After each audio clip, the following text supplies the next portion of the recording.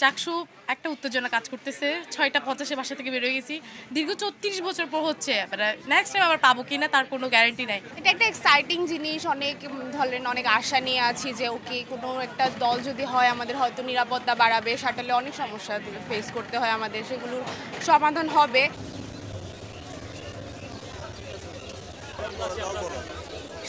আমরা first year student, আমরা fresher ঢোকার সাথে সাথে আমরা এরকম ভোট পেয়েছি, খুব মজা লাগতেছে।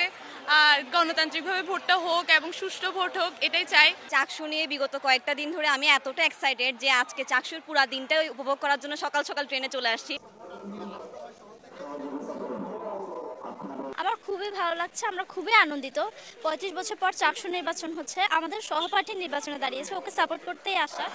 আর আমরা সকাল থেকে এক্সাইটেড। এখন চাকসু নির্বাচন হচ্ছে, আমাদের দাবিগুলো আমরা ইনশাল্লাহ পাবো, সে নিয়ে আমরা খুবই খুশি। প্রথম ইয়ারে আমরা এত বড় একটা উৎসব মুখর পরিবেশ পাচ্ছি, এটা আমাদের জন্য একটা সৌভাগ্যের জিনিস। পুরো একটা নতুন অনুভূতি, এই সময় এরকম মানে যৌবনের প্রথম ভোট বলতে আমরা এখানেই প্রথম দিচ্ছি। ভোটের পরিবেশ খুব ভালো মনে হয়েছে, খুবই সুন্দর।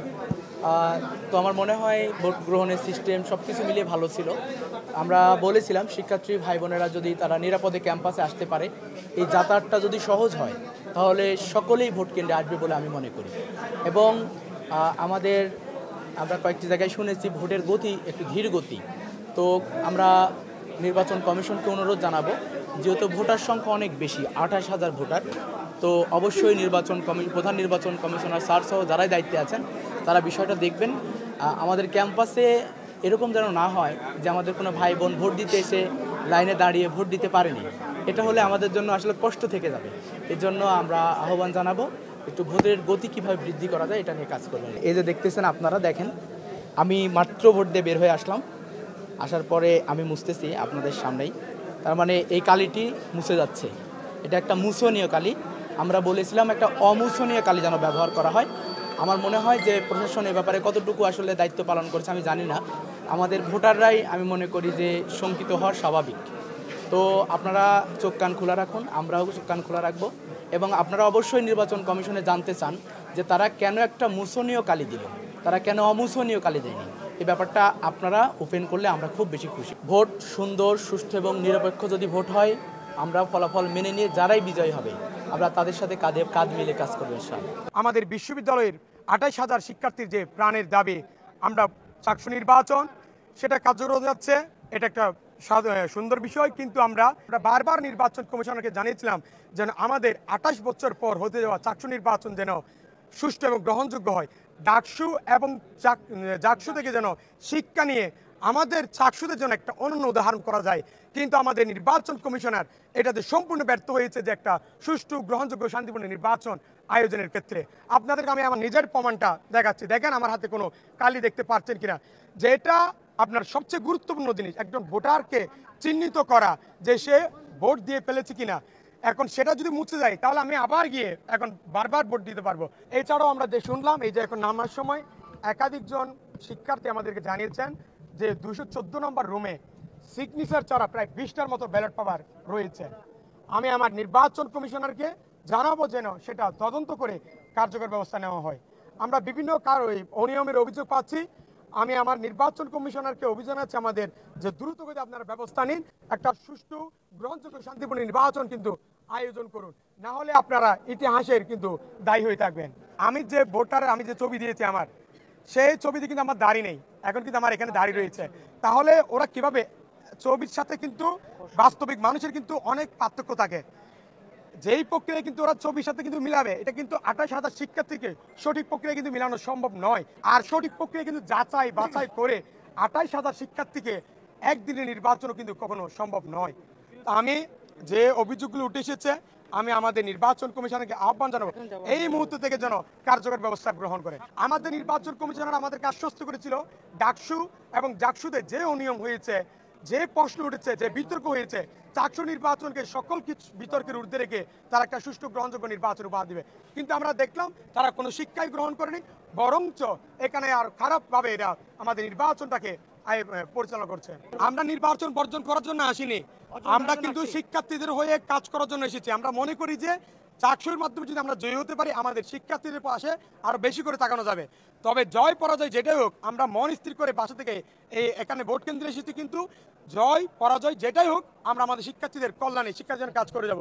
শিক্ষার্থীরা তাদের ভোটাধিকার সঠিকভাবে প্রয়োগ করতে পারছে না, যেখানে অনিয়ম হচ্ছে, যেখানে কারচুপির সম্ভাবনা তৈরি হয়েছে, তাহলে এই ফলাফলকে আসলে কতটুকু মেনে নেওয়া যায় সেটা আমরা এখন চিন্তা করছি।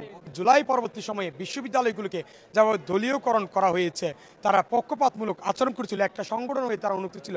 আমরা এই চট্টগ্রাম বিশ্ববিদ্যালয় প্রশাসনের প্রতি আমাদের বিভিন্ন সংগঠনের বারবার একটা অভিযোগ আসছিল যে তারা পক্ষপাত আচরণ করছে। আমরা দেখলাম যে একটা ছাত্র সংগঠন হয়ে বিভিন্ন জায়গায় কিন্তু তারা যাচ্ছিল। তো আমাদের জায়গা থেকে দাবি ছিল যেন একটা সুষ্ঠু, গ্রহণযোগ্য, শান্তিপূর্ণ নির্বাচন হয় এবং আমাদের বিশ্ববিদ্যালয় প্রশাসন যেন সকল শিক্ষার্থীর প্রশাসন হয়ে ওঠে।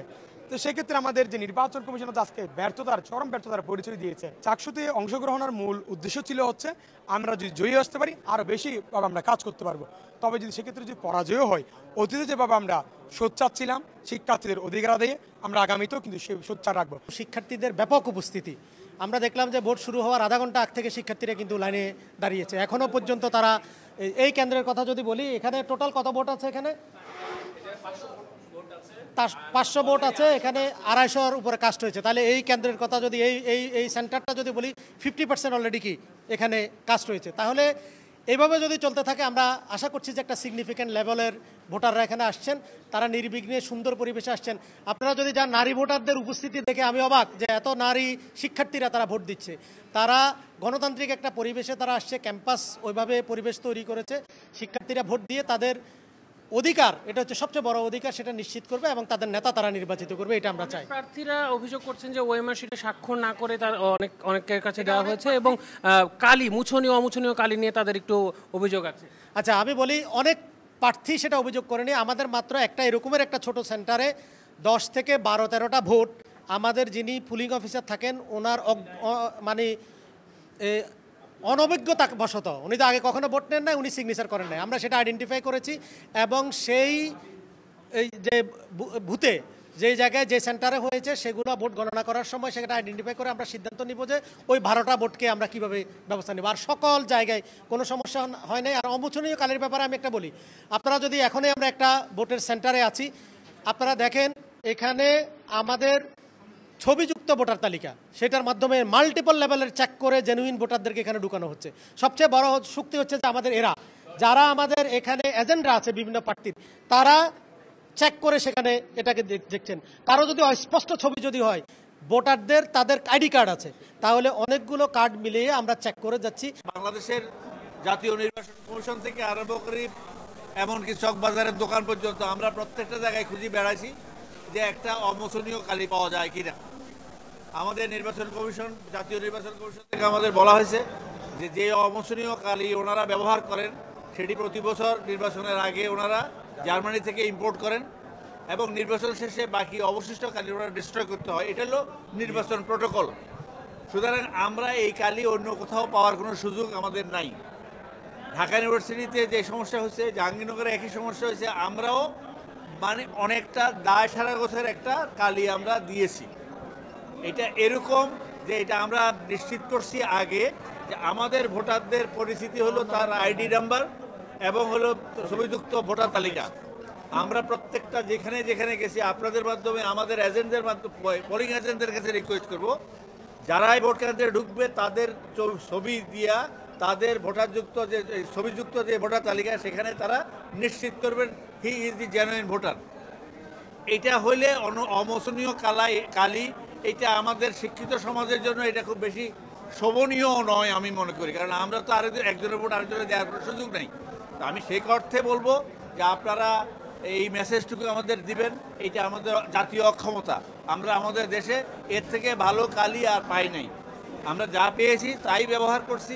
যেখানে কালি থাকবে না তাতেও আমাদের কোনো ভোটের সমস্যা হবে না এবং যেখানে কালি থাকবে না সেখানেও ভোট চলবে। আমাকে রিটার্নিং অফিসারই জানিয়েছেন যেই যিনি ভোটের কর্মকর্তা তিনি যখন প্রথম দিকে যে 12টা ব্যালট দিয়েছেন সেই ব্যালটের মধ্যে উনি অজানাবশত, কারণ আমরা সবাই কেউ ভোটের সাথে পরিচিত নই, আমরা যে ট্রেনিংটা দিয়েছি হয়তো উনি কোনোভাবে মিস করেছেন, সেই জন্য ওই ব্যালটে সাইন করে নাই। আমি এখন যে সিদ্ধান্ত দিয়েছি সেটা আপনাদেরকে বলছি, সেটি হলো একটা রেজলিউশন করা যে এই বাক্সগুলোর মধ্যে 12টা ভোট আছে যেটার মধ্যে স্বাক্ষর নাই।